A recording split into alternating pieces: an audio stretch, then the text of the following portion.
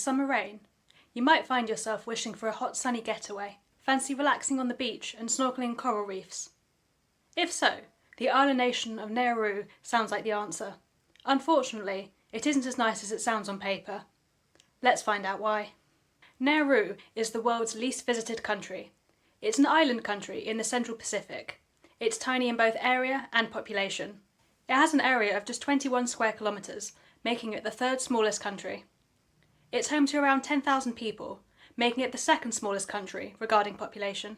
One thing that isn't small is its population density. Even though the population is low, the tiny size of the island makes it the 13th most densely populated nation in the world. Now, let's move away from demographic statistics and onto the geography of Nauru.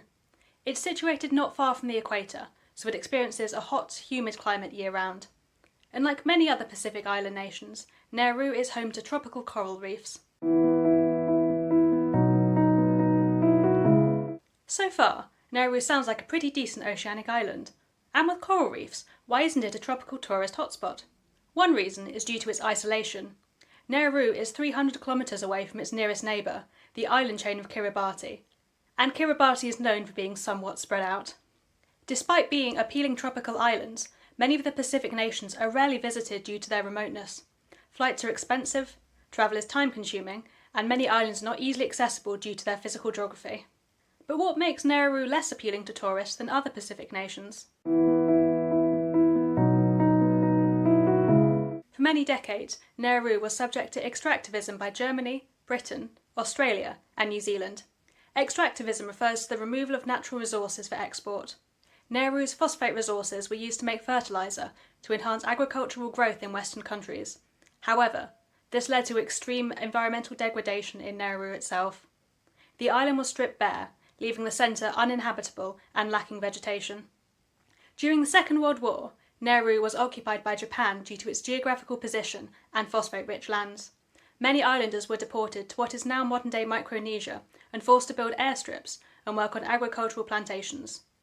Those who remained were subject to bombing, violence and abuse.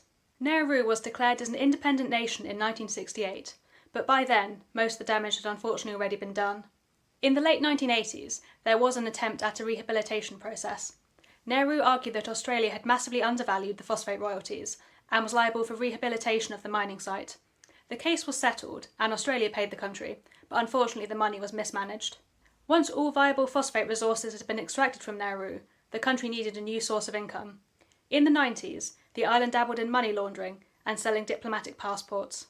At the turn of the millennium, Australia opened an immigration detention centre on the island. We'll get into more detail about that later. The quality of health in Nauru is very poor. The life expectancy for men is only 60.6 years. Nauruans are the most overweight people in the world. Over 90% of residents are considered overweight and 70% are obese. Consequently, Nauru has the highest rate of type 2 diabetes in the whole world, affecting up to 40% of their population. Environmental issues have played a significant role in Nauru's obesity epidemic. The years of phosphate mining have destroyed the country's arable land, so all food is imported. This has resulted in a diet of processed food and has contributed to obesity. Unfortunately, phosphate mining hasn't only affected diet. Nauru doesn't have any streams or rivers, and the groundwater has been contaminated by mining, so residents rely on collecting rainwater or expensive imported water. Access to sanitation, clean water, and reliable toilets is patchy. Dust and cadmium poisoning from mining has led to respiratory problems, especially in children. The decades of phosphate mining affected mental health too. The losses of the natural environment, subsistence farming, and traditional culture have culminated in a mental health crisis on the island. Rates of depression, and particularly untreated psychosis, are unusually high. And until 2006, there were no mental health services in Nauru, at all. Even today, there is no permanent psychiatrist on the island, or any proper treatment facilities. Patients who pose a risk to themselves or others are detained by police. Social problems associated with mental illness are common, including prostitution, alcoholism, and substance abuse. Almost a third of Nauruan residents report experiencing traumatic events, usually domestic violence and sexual assault. And if things weren't bad enough for the Nauruan nationals, they were even worse for the asylum seekers in the immigration detention centre. Australia's offshore processing policy meant that any asylum seekers who attempted to reach the country by boat were then sent to remote Pacific islands indefinitely, while they waited to have their asylum requests processed. The Nauru Regional Processing Centre was one of these immigration detention centres. Not much is known about how the centre operates. Media access to the Nauru Regional Processing Centre was severely restricted. Journalists were prevented from entering, and employees of the site, such as teachers and health professionals, were banned from discussing their work for fear of a prison sentence. Now, I'm not a detective, but something about that seems a bit fishy to me. At the site's peak, over 1,000 asylum seekers lived in the detention centre. These weren't short stays. Some asylum seekers had spent over 5 years detained on the island, with no idea when they'd be leaving. Naturally, this had catastrophic effects on their mental health. Most had experienced traumatic events before even reaching Nauru, and many experienced violence and abuse in the detention centre. Médecins Sans Frontières reported that depression and trauma-based disorders were incredibly common, and children as young as 9 years old who were living at the centre had self-harmed or attempted suicide.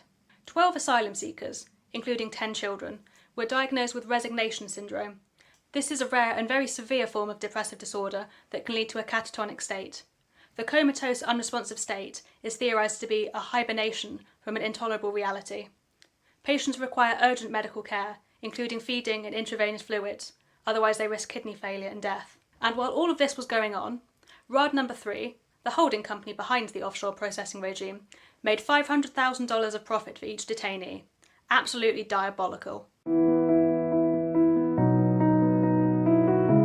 Nauru has had a difficult past, but hopefully its future will be brighter. The country is working with the UN Development Programme to address key challenges. They're looking to reduce inequalities, shift to renewable energy and sustainable food production, and promote social inclusion for marginalised groups, and also enhance public health. And thankfully, on the 8th of November 2023, the High Court of Australia ruled it unlawful for people to be indefinitely detained in immigration detention. Thank you for watching this video. If you're interested in more science and geography videos, please consider subscribing.